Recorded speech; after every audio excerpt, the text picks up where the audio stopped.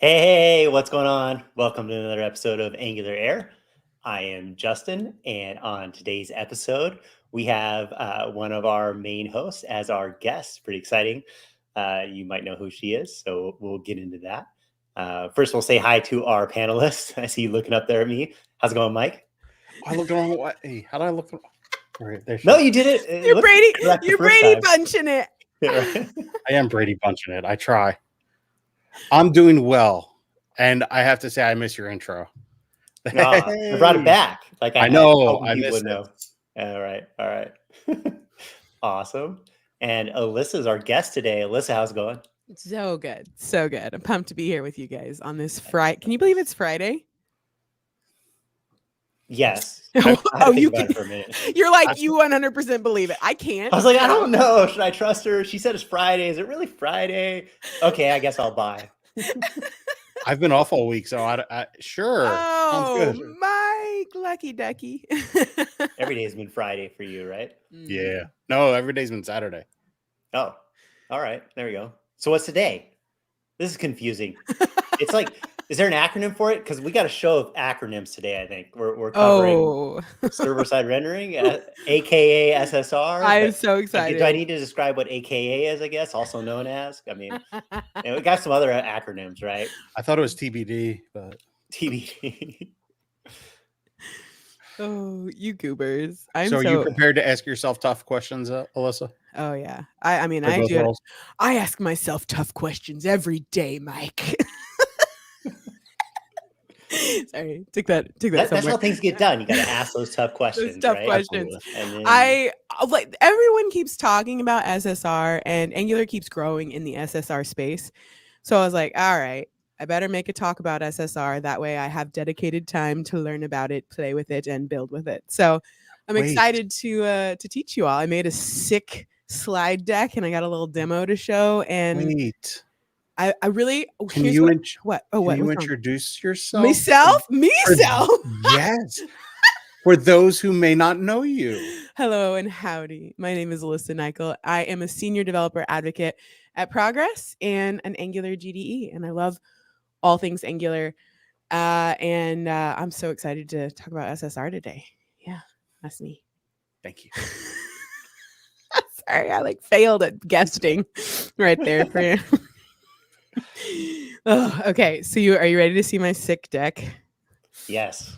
Also, the boys these are the boys. They definitely know way more about this subject, but I'm very proud of this talk because it takes it to such a level that anybody should be able to understand. So if you still don't understand, please let me know in the comments. I need to know if it's still not there yet. But there are some questions that I even have for them as we get into the more complicated stuff at the end. So I'm very excited to dive in. But let me find me deck.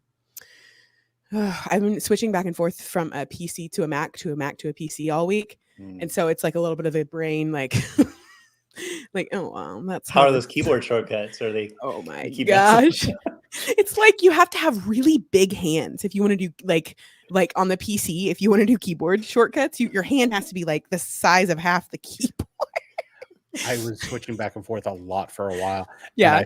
And I'd say that I was finger dumb because I didn't know which fingers to use to do which things. And it was very confusing. All right. Mike, will you put me on once I get my slides up? Because I got you. Don't want the screen. That's not it. That's not that talk. Oh, okay. 1 second as I arc. There we go. Perfect.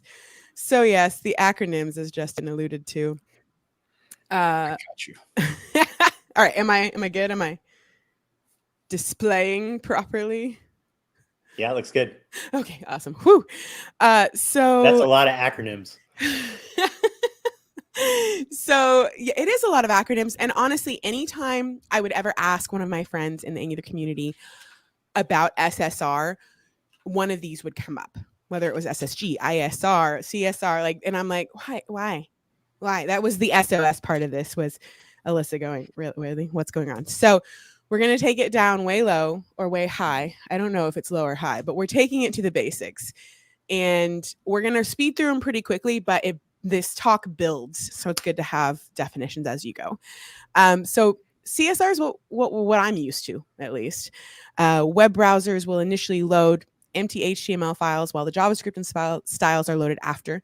Angular, React, whatever, framework, they all used to do this by default, do CSR by default. It's used often for spot applications or applications that have dynamic content in it, like chat or forms. Lots of user interaction, works with runtime in the web browser. But here's the entire purpose, the whole point of this talk. CSR is not search engine optimized. The foremost issue with CSR is the SEO perspective with the delay of content indexing. Search engines will crawl the index of the site, but as you may or may not know, whenever you view the source of an Angular application, you'll see that the app root, that little app root buddy is just empty. He's like, it's just kind of useless. Like, he's like, where's my information, right? What is this site even about? So this is different. I did want to point out for those newer to web development, this is different than when you right click and you inspect the page. This is, you're not looking at the DOM tree. You're looking at the actual source that was sent from the server. And so I think I have another one here where I highlight. Yeah. So there's the empty app root, but then after Angular loads, and like injects all the goodness into your application, then you actually have like, oh, look, it's a to-do app, and here are the to-dos with a form. And so this is where server-side rendering came into the game. It's a process that involves rendering the pages on the server. Once the HTML content is delivered to a browser, your front-end framework like Angular will initialize the application and basically like add in things like event listeners and add in things like data. So SSR, server-side rendering, it has better SEO. That was the entire problem that we came here to solve. So I hope it has better SEO. Because whenever the page initially loads, it has content. So obviously it's crawlable and indexable. Better core web vitals. So that time to FCP, first contentful paint, and LCP, largest contentful paint, as well as cumulative layout shift, which we'll talk about a little bit, but like essentially imagine with a normal application, parts, images, different things haven't loaded in yet, they load in and the layout shifts. It's obviously issues, which is a little bit different than another one we're going to talk about in a minute, but better performance, right? But the time to first byte isn't always that awesome. SSR makes a request and renders the page new each time a user has a request. So while the other things like FCP, LCP, CLS, those are all better, the TTFB, the time to first byte, is not. As I said, I'm trying to make this as understandable as possible, and I'm going pretty quickly. So I'm going to do a recap after each one. CSR, what I'm used to, the default in Angular, if you just new up an application, it's a client-side rendered application. But the page flicker on load and the SEO is not great. Two things that could be better. So SSR enters the scene with better SEO, core web vitals, and performance. I put this on here as like a negative because for some it's a different programming paradigm. It's just not what I'm personally used to. So for me, it was one of those things of like, okay, well, there's going to be a learning curve here. And then of course the TTFB, not that great, the time to first byte, because every time a request comes, it has to redo its work. And that's where SSG comes from.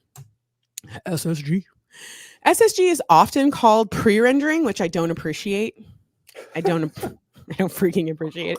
Why do I not appreciate that? Because there's already too many names in this space, in the server-side rendering space. So if something has a synonym that's commonly used, it makes me want to kick shins. So I get it. Okay, it like is more descriptive, but we'll get into it. So it maintains the same performance benefits of SSR, but it fixes that problem of a reduced time to first byte, ultimately enhancing the user experience overall because it's solving the CSR problems and it's solving the SSR problems.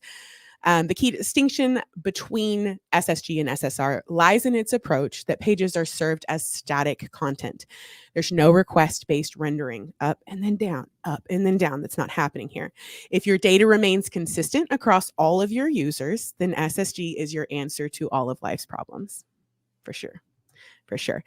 Rather than dynamically rendering pages, as I said, for each user request, pre-rendering takes a proactive approach to rendering them in advance during the build process. So I think all of us could agree that if we have to make our developers wait, or if we have to make our clients wait, we're going to make our developers wait, right? So we're pushing that load onto the build time. So in yes. SSR, right, we have some stuff that's running on a server that's at runtime when that page is requested or the app is requested, that is executing on the server to do those decision makings and put things together and then deliver that. And then in static site generation, that's already done, so that then we have an actual index HTML with all the stuff already done, and it's just returning bytes back instantly at that point, right? Yeah, I had someone describe it in context of CDNs, and I don't know if that was entirely accurate. But they were saying basically think of like how you grab content or data from like the closest CDN. And so like with SSG, it's much quicker because you're grabbing that pre-built thing from like the closest CDN. Whereas with like SSR, the server is actually like doing that building and like reaching out to the database and then like constructing the file and then passing it down. So, but yeah, at least that was the way it was explained to me. So hopefully that's correct. Oh yes, Mike. Yes, I viewed like the life cycle. So CSR and SSR were like the main mindsets that from a web developer. I mean, I've been doing this for 25. Oh, that hurts my head. 25 years. And it all used to be SSR. So a request gets sent in, and then it eventually became, hey, well, we're just going to give you all this stuff in the browser here. You paint it. I'll just give you some data and you paint those pictures for me. Yeah. And then SSG came in as this concept of saying, well, I'm going to go outside of that loop of, hey, on a per request basis or on whenever you get a response back basis are the two, SSR and CSR. SSG says, forget about all that. I know this stuff when I'm building the application. When I'm compiling and everything else and I'm getting ready to deploy, I know all of that information. So I'm going to go ahead and do all that work now. And I think that's where you mentioned the TTFB, where it gets better, is because the server doesn't have to do any work. It's saying, hey, you're asking me for this information. It's like, I've already got that all put together. Here it is. Just go ahead and send it right back. I used to, like, I was so funny whenever I started mentioning SSR a couple of years back. I was like, oh yeah, it's becoming the hot new thing. There's going to be some new stuff coming up in Angular. I'm excited for it. And my husband was like, are you kidding me? And I was like, what? And he's like, literally all of web development used to be SSR. He's like, I don't know why everyone's acting like this is an exciting new invention. And I was like, wait, what? And so he kind of explained that to me, because whenever I entered the scene, it was all SPA. Everything was SPA. And so I was like, okay. And I think I told Jeff Welpley this, of like how I now think of web development as a pendulum, where it's like just swinging back and forth. And he was like, no, it's not a pendulum. It's a spiral. Like we're an upward spiral. And so like we were over here on SSR, we got better with SSG. Now we're back, CSR, and it's all going upward. We're learning from these things, iterating on them, making them faster. But it's instead of, and I was like, oh, that's a good analogy for, because I was like, oh, maybe we're just fickle humans. But I think we are improving things. The SSR today is not the SSR of, right? Like, what was it?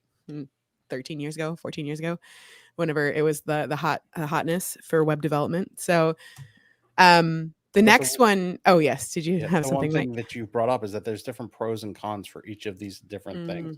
So it goes back to the age-old answer to any tech question. It depends which one is best. Yes. What are you trying to accomplish and what problem are you trying to solve? Yeah, there's a really good slide coming up for that with like a chart of like basically to help you decide, like as you analyze your application, what's most important, because this is so overwhelming, at least for me, of like, I don't know which one to go with, like I'm seeing all these benefits of different ones and these downfalls of each one. SSG, I love that they took it a step further, and this isn't just for the Angular community. React and Vue, they all have these paradigms as well. I have a React friend who actually didn't even know that like they have like SSG and they have ISR.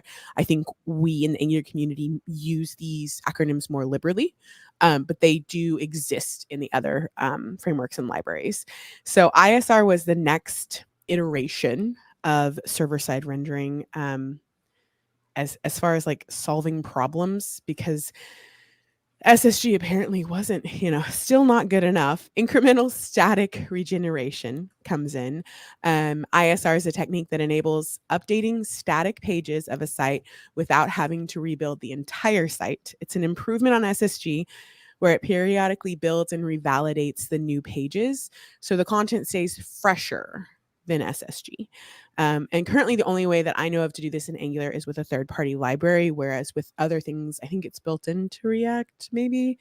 And I'm not sure about Vue, but I know that Inu has an amazing NGX ISR third-party library that does this. And I'm very excited. That's my next step in this journey, is to play around with that and see how hard it is to do. Have either of you done any ISR? I have not, but I've gone through the mental cycles of thinking about it because I mentioned earlier that jumping back to build time to statically generate your site, or to generate static content for your site, is part of the build process. But the incremental side of that takes it outside of, hey, you're doing a deployment, that's when you want to generate the content, to some sort of integration of, hey, I've updated some data that drives this content, a new marketing thing, a new product, or anything else that you want to statically generate, and triggering an update or a pre-render of that.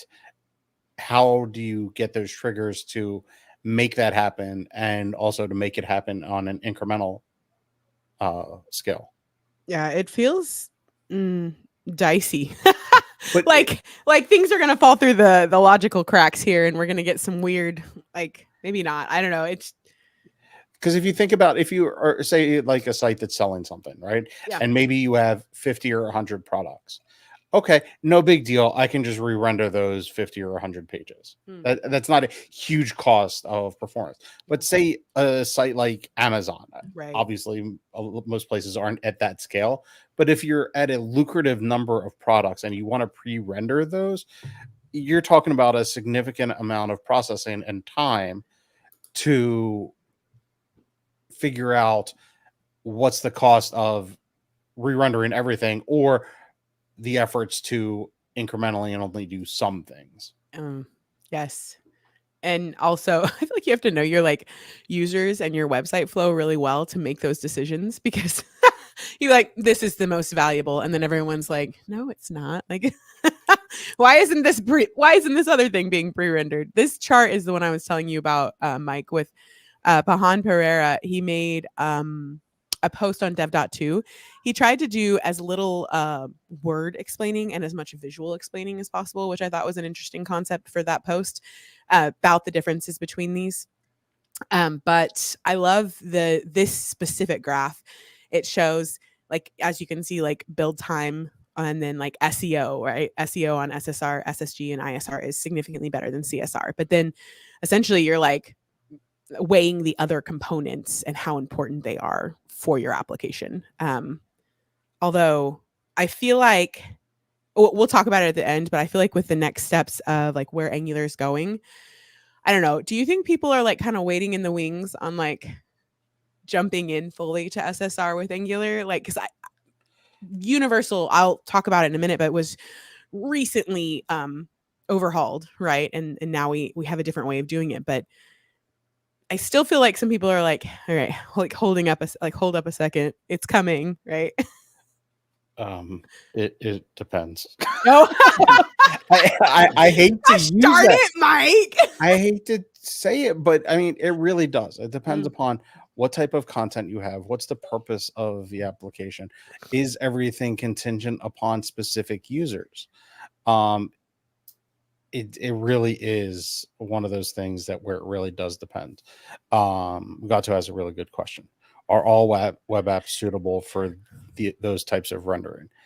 One of those solutions will likely be your best solution. But Wait, hang on, I think Mike. it's The way that you said that means there's like a fifth way that I don't freaking know about it yet, and I will. no, I said one of those. Oh, yeah. And maybe it's a combination of the two, right? Oh, okay. Maybe you have a statics SSG site, right? Where you can statically generate most of it. Right. But maybe you have like a my account page where you're not going to pre-render everybody's account page. So that may be more SSR or even CSR, depending upon the purpose of the application. And you also may have an SSG site that when you navigate, the CSR kicks in and you start doing everything through CSR. So it may be some sort of hybrid approach as well. I think that's a good point. Is that really it's kind of like we're most likely still in a CSR world, right? You're just entry to starting that app up may be one of these other ones to get there, right? Because unless you have all of your routes and everything on client side being through this other pipeline, you're still going to have a CSR element to it, right? It's that initial part. Yeah. I'm going to fast forward real quick because I think it's relevant to this part of the conversation. At the very end, I was going to talk about like where we are going. And I feel like with just like where Angular is going. So partial hydration is, and I'm going to dumb it down and then we'll come back up, is when parts of the DOM structure are skipped during the initial render and hydrated later when the user needs them. The team demonstrated this at ngconf and has plans to further progress on this. It's on the roadmap page if you want to check it out. I feel like when I was asking you, Mike, that question, it's because not only partial hydration, but also, and I'm going to actually I'm like going to backtrack out of this, but there's another feature that's coming about resumability.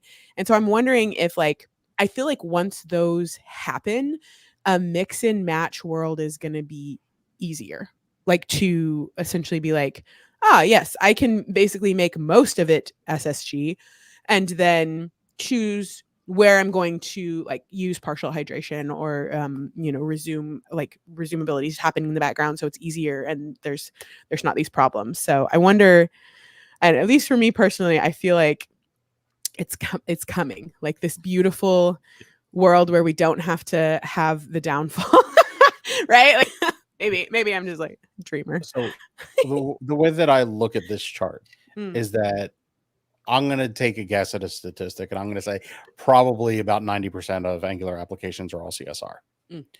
And as we're talking about these different tools, because that's what these are, the SSR, SSG, and ISR are all different tools that you can use to improve different aspects of your application. And that's what this is about. It's about building up your toolbox so that you have ways and solutions to solve particular problems. If you're facing some of these problems where the first render or SEO or something like that is a problem for your application and your business, then hey, these may be the tools that are best suited to solve your problem. But if you're not having the problems, there may not be a scenario that requires you to use this. But to at least be aware of it and know about it as a potential solution as things come up is what, as a show in general, what we try to do is expose people and Angular developers to different solutions. No, absolutely. I wanted to give a shout out to this one because we did a show as well with Matthew it was all about SSR and hydration. And then I think we did touch a little bit on things like SSG and ISR as well. So after this show, if you still don't have enough SSR content, check that I'm also wearing Philly's content in that video too. I was like, I showed my husband, I was like, isn't this such a flattering screenshot? He was like, oh yeah, that's good. That's a good one. I was stealthy. I was invisible. One of the other things, I think I had something to do. One of the other things too that comes into play, right, when we talk about SSR and you ask the question about like, how is it not being adopted? What's the case? Like now you're in a DevOps scenario, right? And now you have to have some sort of concept of what am I going to do on the server side? I have to have that architecture, right? Whereas, typically with our Angular apps, when we spin them up doing, CSR, like we can do static hosting, right? And that sort of thing.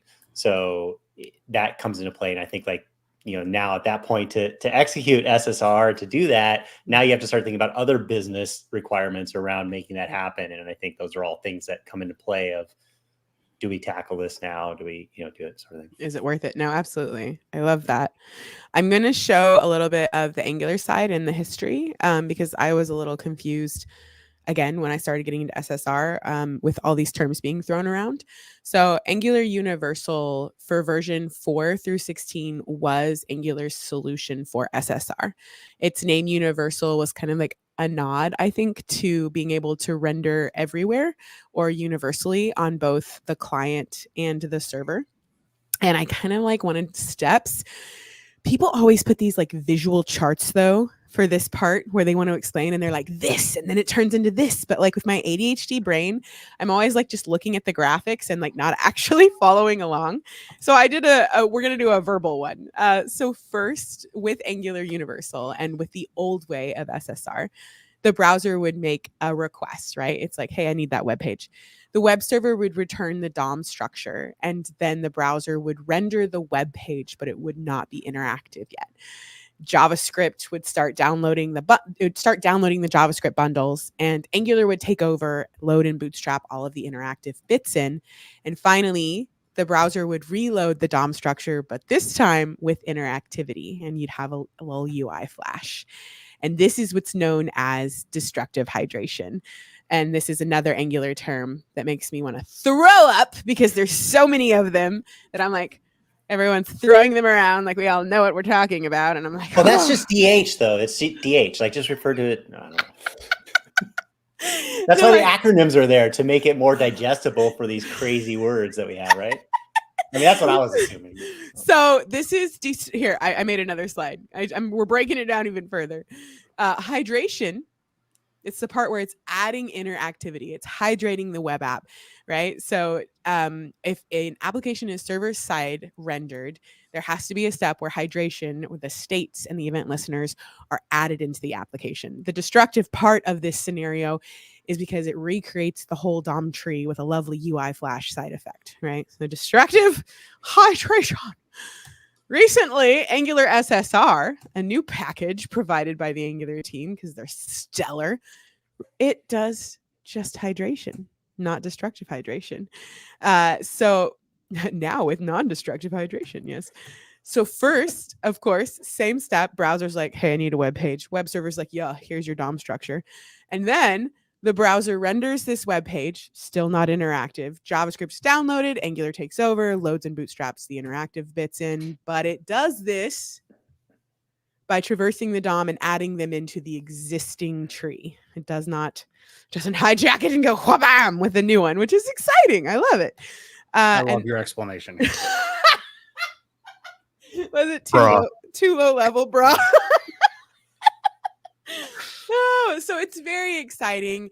And this is where I was actually watching someone do a stream, and they were like replacing Universal with SSR. And I was like, oh my gosh, that's how you used to have to do it. So apparently, not only is it better because of the way it hydrates, but it's also better just like it's less hands-on right now for how much wiring in you have to do.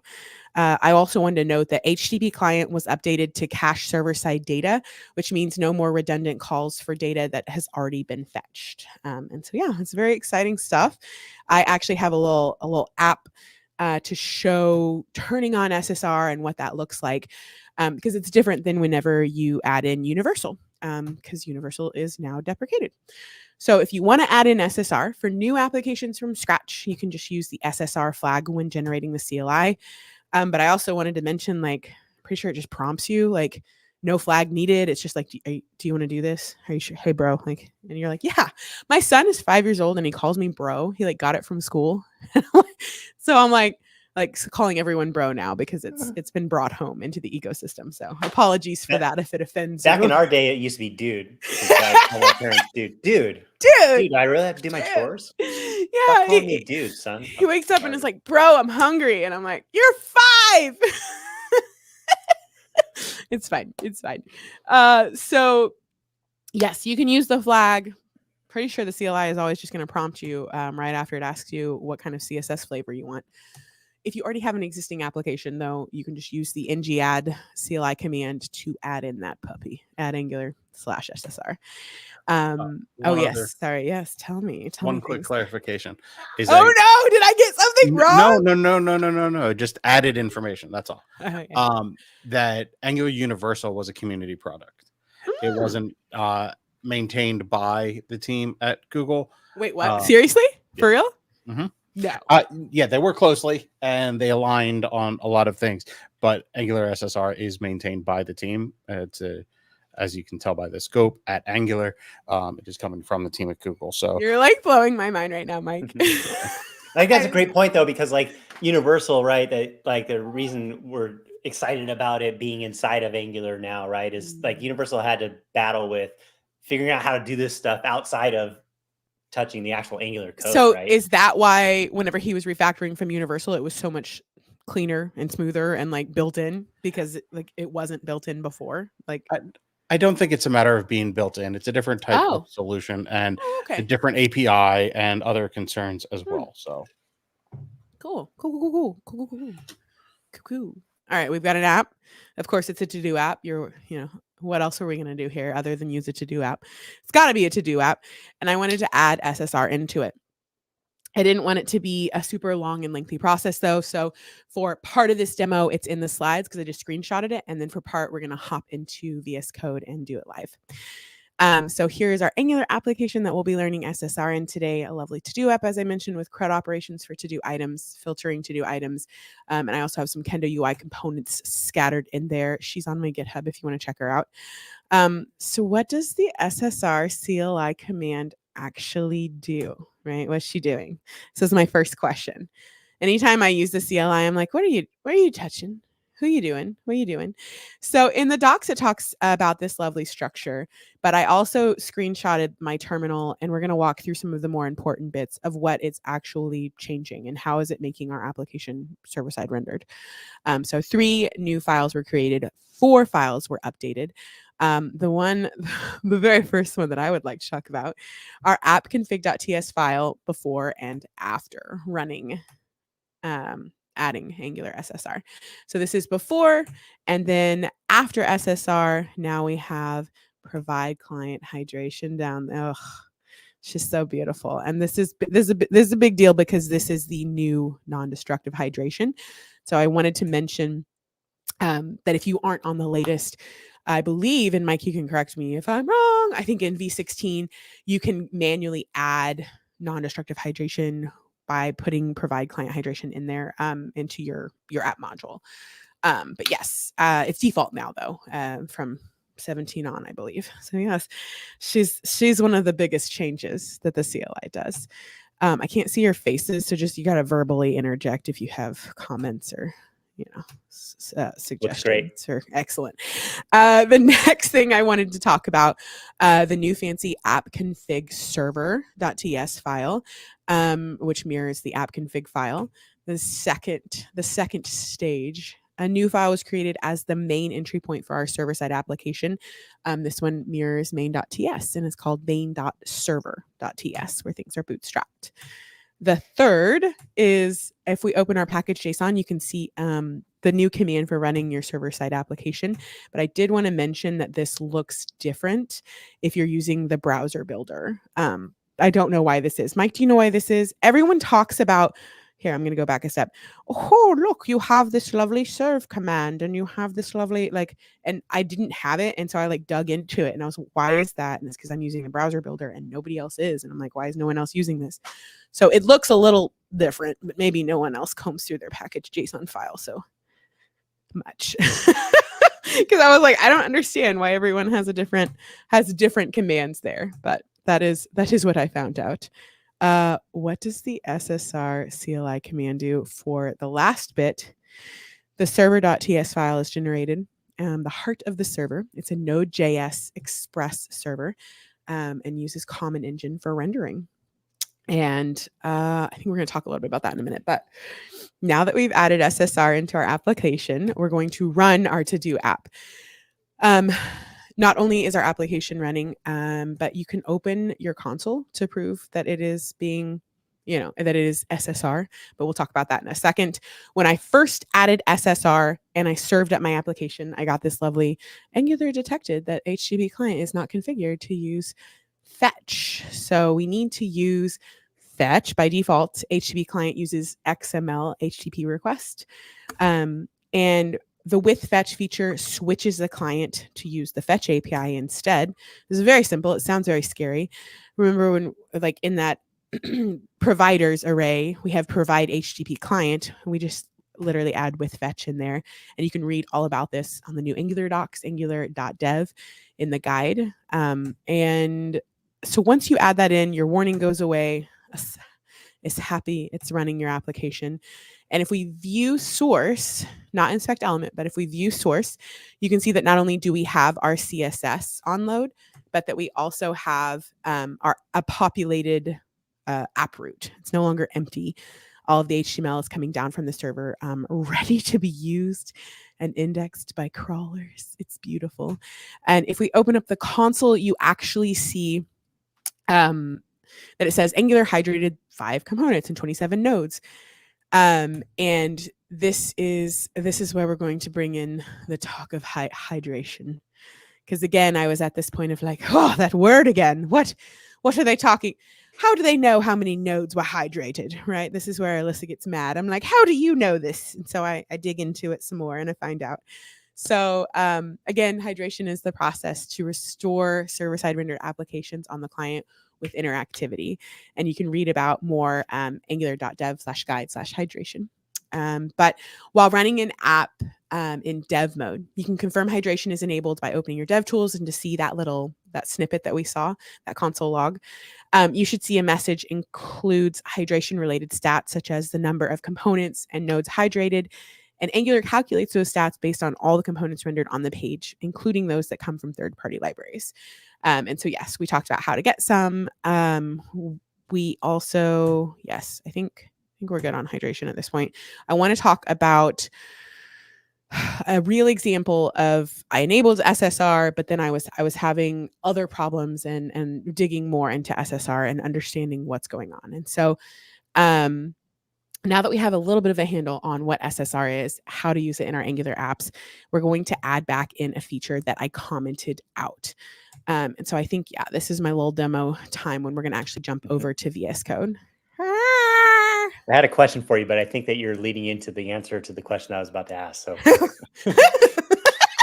so here is our Angular application. She is to-do app. I'm running her localhost 4200. If we go here, I'm going to show you the structure real quick. She's actually, let's go back over to Arc and I'm going to show you my localhost. Where are you? Error. Yes. 1 second. We're going to go here and comment that back out because I want to show you the app working before I break it.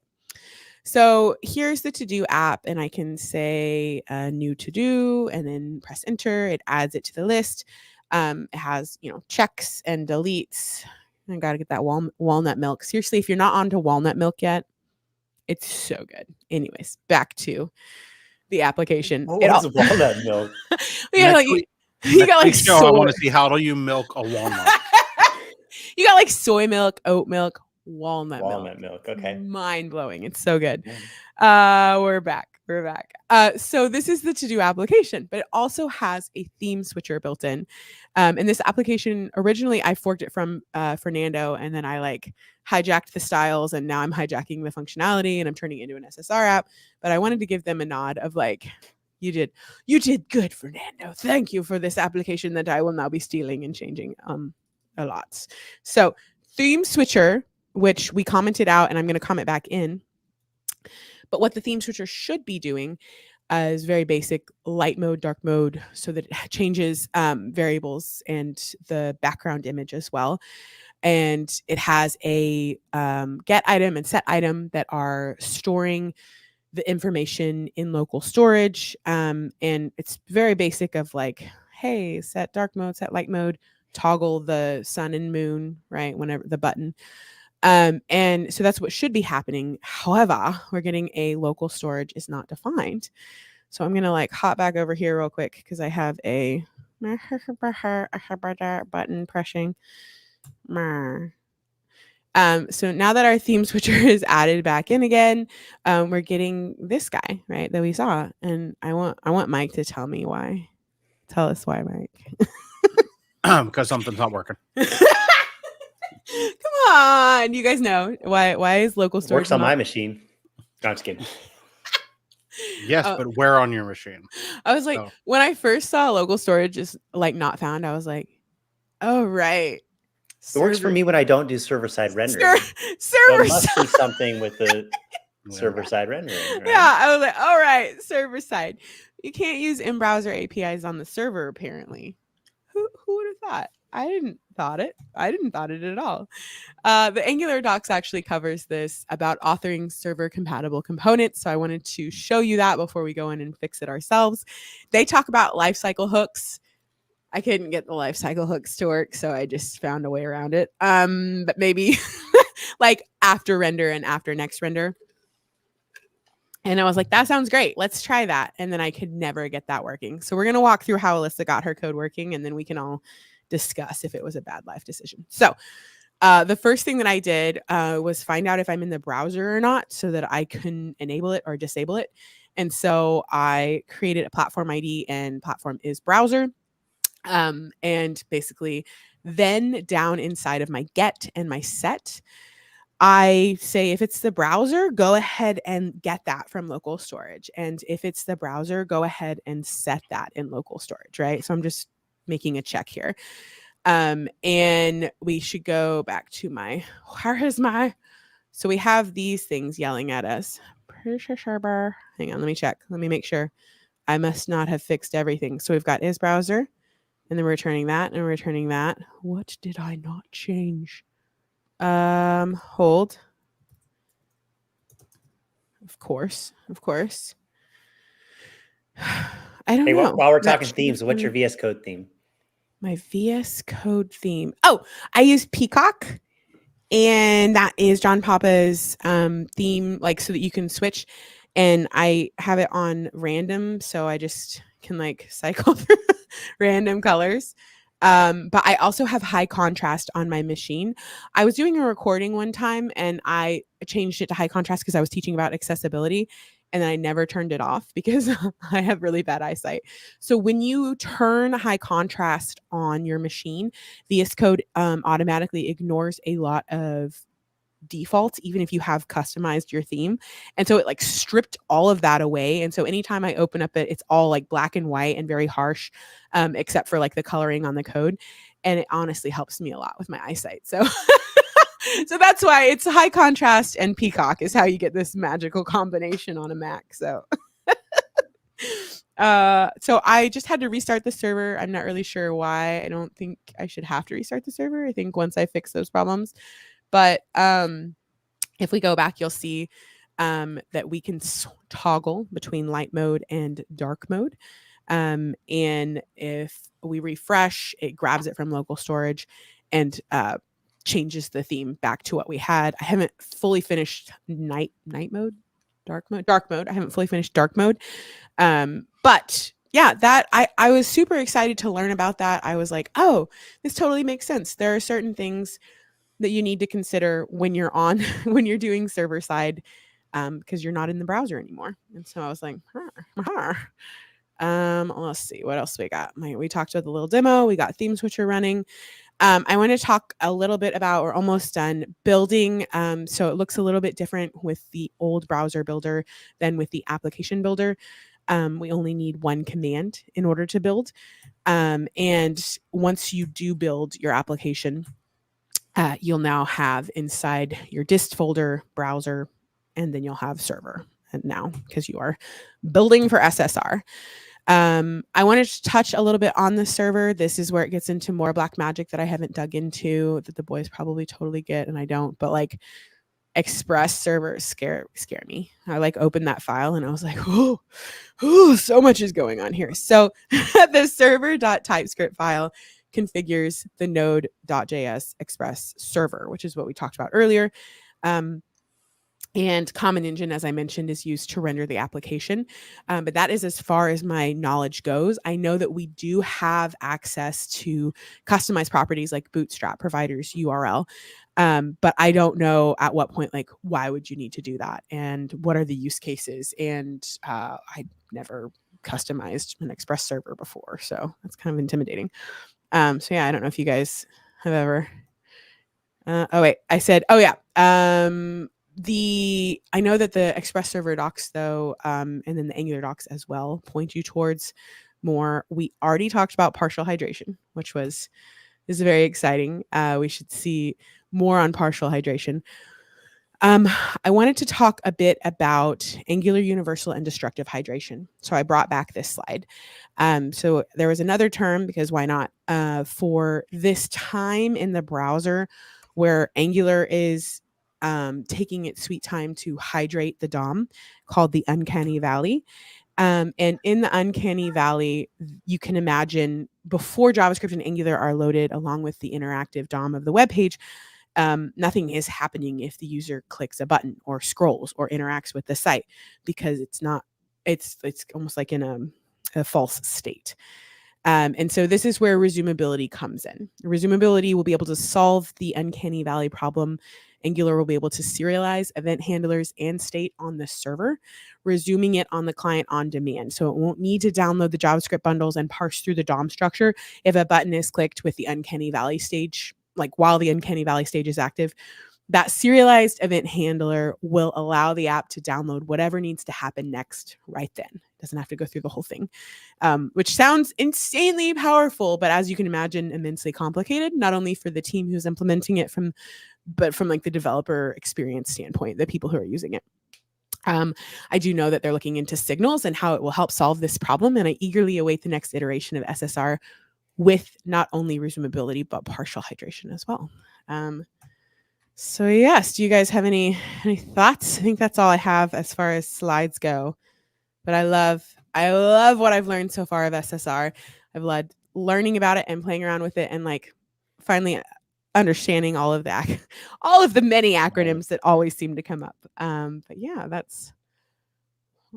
So in the to-do app, let's say you had another route with a feature, like it's the details of a single to-do, right? So it's the URL /to-do /ID of the to-do. Yeah. And you have your single server-side rendering set up, and you happen to refresh the page on that, which is going to then execute the whole call for the application to start again. At the server-side rendering, then we're really opting in that every route of our application becomes server-side rendered, right? Yes, but this is too customizable, right? Like, we don't have to do that, I think, right? Like, do you have to have every route? Like, don't you have the option of being like these 5 or no? Because whenever, this was something I wanted to actually talk with you guys about, whenever you download the ng add package, it's confusing from a standpoint because it automatically turns pre-rendering on. So technically you're not doing SSR, you're doing SSG right away, because you're like saying yes to pre-rendering, even though you haven't configured routes and you haven't said exactly what you want to happen. So that's where I was like, should this package be called SSG? I don't know. Maybe I'm getting too much into it, but yes. Sorry, Justin, you keep. Yeah, I mean, so that's the question I would ask as a developer and engineer architect, is going, okay, so if I do this SSR and I turn it on now, like what happens if I had a feature route and then I just hit refresh on my browser? Am I going to look at the network traffic? Is it going to, hit my server side, and is it going to do server side rendering again? So the concept of like because that's where things start to get really weird when we're talking about, single page apps, right? Is that like, there's an element of the initial index HTML for the app that comes from a server or some static, hosting. And then from there, there's client-side rendering that handles browser URL navigation, right? But at any given moment in the web world, like a user could refresh the browser, which would restart the entire thing, but have a deep link path. That part of the path would be getting our index HTML, and the rest would be handled by our application. So understanding like when you bring in SSR and, how is that working and how does that play out for all of our feature routes and this whole concept, and, to get the lay of the land of that, then you can plan what you need to do. Is that what you meant? Was it Mike who mentioned like at this point it's like DevOps because you're like hyper optimizing for like with this route on the I mentioned the DevOps because, what you were showing is that we have a server file now, right? You have the Node Express. And so now you have to start thinking DevOps. Like how do I solve that part? Like, how do I host my server-side rendering server bits somewhere when I go to production with my application, right? And when you're running it locally, you're not worrying about that because the serve is serving the server side for you. But now you deploy to production. It's not just taking my Angular built static files, putting them into like, CDN or something and just having a URL resolved to the index HTML. Now you're like, I have to have a node server to do the HTML file part. Yeah.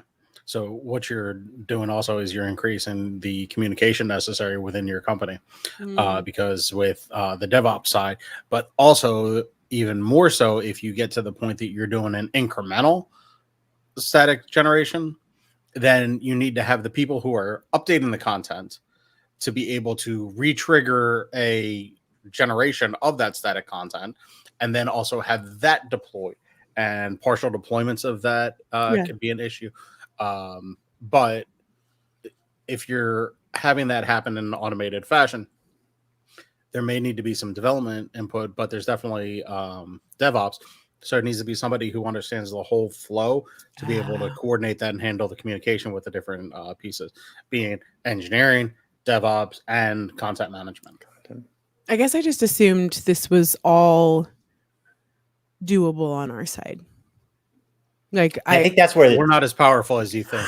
That's where it gets tricky, right? And that's why when we go back to saying like, why is this not adopted? Why are people, not jumping into it? I think is that this becomes more complex, and now you have to solve it from a business standpoint. In these other departments and other things all have to come together versus what we feel like you just said in our control, right? Yeah. So it introduces that level where now you got to start from a business side, figuring those out and answering those questions and planning. And do you think there's any harm in I like just making the choice, be like, we're gonna be an SSG app now. We're just doing it. Like, it could all be one person. It just depends on how many hats you wear. Dang it, Mike, do you have like a closet full of hooks, like just like a hook wall, like a hook hat wall? Like no, they're just thrown on the floor behind my desk. Oh, right. I feel like you've been putting those hats down there, and you're like, I don't know why I'm putting all these hats down there, and then like you're like, maybe there's one moment where I'll pull them all out at once, and this is your moment, and this is just like happened. the binner box of cables, right? Right. I got that one. Right. Someday somebody might need like 7 cables, and I'm ready for it. God, hot dog. So static site generation, I think is that still falls on the line of like we could do like CDN hosting for those files, right? So maybe that in that realm is still kind of under a dev control, right? So you're like, I could still be pretty successful without involving all these other departments and things to pull that off, because now it's just a matter of more files. I mean, you still have to, have some server concept of like routing to those different index HTML files, but that I think feels more in our control. But when we talk about server-side rendering, now we're really opening the door for having to orchestrate things.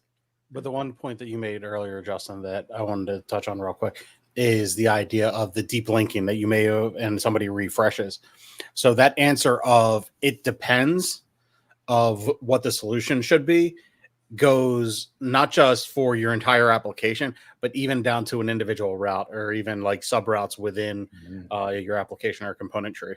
That it depends on what solution you want to go with. So I'm excited to dive. I'm diving more into the other, like what the other frameworks are doing as well, because it's weird to me that some of them have not only SSR by like default available in their framework, but like ISR. I'm like, wait, they just do that? Like it's built in? Like, so I'm very excited to find out like what are other people doing in their web apps? The thing that it makes me curious about that is the triggering, because you could have your data stored in numerous different ways, whether it's within a given application or a system or in a database or files or some custom homegrown solution. How do you get those triggers to trigger a redeployment of content Oh, that's to be cool. able to pre-render. I think it's fun. Repre? Just make it an acronym. We'll make another acronym. It's fine. Oh my god, it's gonna be SSG plus. Oh, what's that baby doing? Did I already Mike? beat the game and we're on plus mode or what? Yeah, we gotta go hard mode. Oh my He's just chilling. gosh! Wow, what a loaf of bread you have there, good sir. It's gray. It's stale. Yeah, I think it'd be interesting, like, you know, that's where like the to-do app demo of like one route for SSR, like maybe you need to have a to-do app that has additional feature route, right? That's and then you exactly can really what needs- showcase what's going on and understand, you know, figure out like what we need to do. Well, and I was thinking about it because I want to expand it and make it heavier on the data side as well, just to kind of show some of those benefits for each, like as you go to SSG or as you go to ISR, like, oh, like look at, because there's a lot of times where I'm like, I'm loading 5 to-do items. This is not enough. This is okay. But again, when you think about that, not just thinking about how much data, but also thinking about who is that data important to? Is this a per user set of data, or is it an everybody thing, which gives you the mental notes and the little boxes that you check of should I be doing this as a pre-render thing, or should I be doing this on a per request basis? Do you both find it odd that pre-render is default whenever you add SSR in? Is that weird or no? A little bit, only because there is that concern of having the DevOps aspect of, all right, if I'm doing pre-rendering and I need to make decisions of what content am I serving, that I don't know, the need for express thing kind of throws me off. I got you. Do you have anything against express, or is it fine? Are we happy with it? I don't have any issues. Okay, cool. Justin, you got beef? No. No. Excellent. That's what we want to hear. I didn't want either one of you to like have a hate relationship. Improve social sharing. Yes, I wanted to touch on this too, because like this is another thing. We talked about SEO and things like that, but the improved social sharing. So the concept that like I'm looking at a page, and a good example of this is like the Angular dev site, right? And I'm looking at that link that had more information that you shared about the fetch, right? Yep. And I'm like, okay, I want to share that on social media or something. And I just copy that link and share it. Those social media sites, you know, will typically take that link and scrape it and try and provide a preview of it. Or if you're in Slack, you do that, right? If you start sharing those links, like on the Angular dev site, and you share that in Slack, you'll see it just says the information about the Angular dev website. It doesn't say what the particular page you're on. And so that's because that concept of like it's scraping that, and at that time that content's not there, right? So when we talk about, you know, server-side rendering or static site generation, if that's delivered from that thing, then these sharing of these links would have that metadata or that information available, and now you get a better experience for sharing it when people share your content. That's a wonderful example. I love that. That was great. That's good stuff. Is it Mugatu? Is that how you say it? Cheers. Interesting side note, Mugato invented the piano tie. Piano tie? Like you play piano on your tie? Keyboard tie, yeah. Wait, Will Ferrell invented the piano tie? No, That's Will Mugatu Ferrell, did. right? That shot. It is. It's from Zoolander. Yeah. I think the new docs still haven't indexed the previews fully yet, said Michael. Oh, is it not? Did it not?